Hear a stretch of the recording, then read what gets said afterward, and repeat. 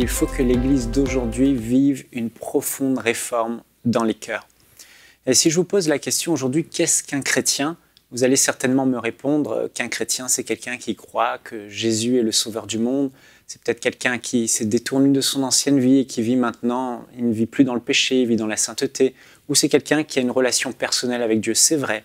Mais quand on plonge nos regards dans les Écritures et qu'on regarde l'Église primitive, l'Église des temps des Actes, l'Église des Épîtres, on réalise qu'un chrétien, c'était bien plus que cela.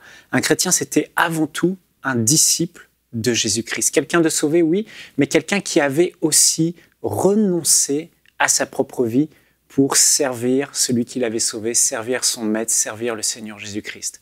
Et d'ailleurs, Jésus a dit d'aller partout dans le monde et de faire, non pas des nations, des personnes sauvées uniquement, mais il a dit d'aller plus loin. Il a dit, allez dans toutes les nations et faites des nations des disciples. Et Jésus a dit dans Matthieu chapitre 10 ou Luc verset 14, il dit ce qu'un disciple, c'est une personne qui a renoncé à sa propre vie, qui se charge chaque jour de sa croix pour faire la volonté de Dieu, accomplir ce que Dieu veut. Et si on ne fait pas attention aujourd'hui, on se laisse refroidir par la pensée populaire qu'on est là pour que Dieu existe pour nous et on oublie que c'est l'inverse, c'est nous qui existons pour Dieu, pour faire sa volonté.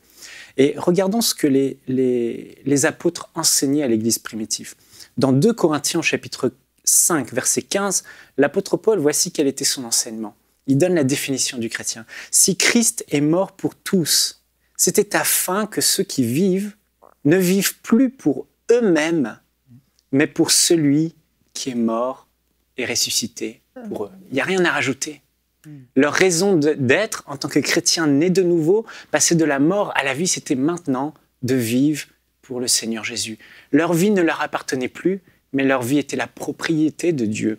Le matin, souvent, on se lève et on se dit « Seigneur, bénis ma journée. Seigneur, donne-moi. » Et la majorité des requêtes que les chrétiens d'aujourd'hui peuvent faire, ce n'est pas tout le monde, évidemment, et heureusement, mais beaucoup aujourd'hui disent « Seigneur, bénis-moi. Seigneur, donne-moi. Seigneur, rends ma vie meilleure. Amène-moi plus loin, une plus grande maison, une plus grande percée, etc. etc. » Mais combien sont ceux qui aujourd'hui se lèvent et disent « Seigneur, peu importe ma vie, moi, j'existe pour toi, tu es mon maître, sers-toi de moi aujourd'hui. Qu'est-ce que je peux faire pour toi, Seigneur ?» Et l'apôtre Paul dira dans Actes, chapitre 20, verset 24, « Voici quelle était la pensée de l'Église primitive, des chrétiens de l'époque. Mais je ne fais pour moi-même aucun cas de ma vie, comme si elle m'était précieuse, pourvu que j'accomplisse ma course avec joie et le ministère que j'ai reçu du Seigneur Jésus d'annoncer la bonne nouvelle de la grâce de Dieu. » Paul enseignait aux chrétiens qu'un chrétien ne cherche pas à se construire une vie meilleure, mais un chrétien cherche à construire le royaume de Dieu. Le chrétien doit chercher quels sont les intérêts de Dieu et à accomplir la volonté de Dieu. Aujourd'hui, dans nos églises, nous parlons beaucoup de bénédiction. Bénédiction, bénédiction, bénédiction. Et je me souviens, cet été, j'ai prêché dans une église et j'ai eu comme vraiment la nausée par rapport au message de la bénédiction. Je dois être honnête avec vous. Non pas que ce soit mauvais. Oui, Dieu est un bon Père, il veut nous bénir, il veut pourvoir à nos besoins. Mais j'ai réalisé que plus on parle de la bénédiction terrestre et ce que Dieu peut apporter, ce qu'on peut vivre ici-bas, j'ai réalisé que les chrétiens passaient leur temps à rechercher les choses d'en bas, les choses terrestres.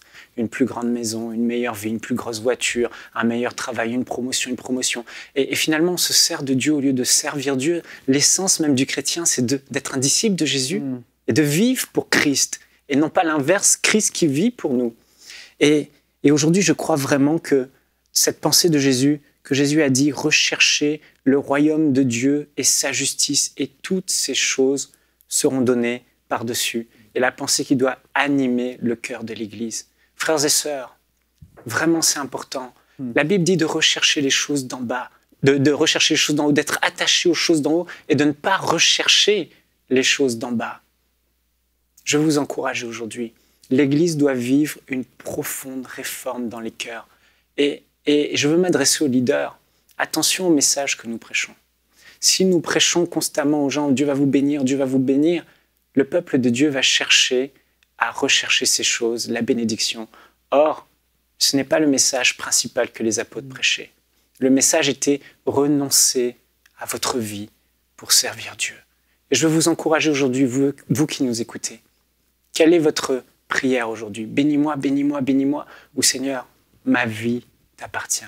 Quel qu'en soit le prix, j'ai renoncé à ma vie, je ne m'appartiens plus. J'ai fait allégeance à celui qui m'a sauvé, à Jésus-Christ. Ma vie, Seigneur, est entre tes mains. Sers-toi de moi aujourd'hui. Je veux être utile pour ton royaume. Je veux faire avancer le royaume de Dieu. Retrouvez la suite de ce programme dans l'émission Bonjour chez vous sur EMCI TV.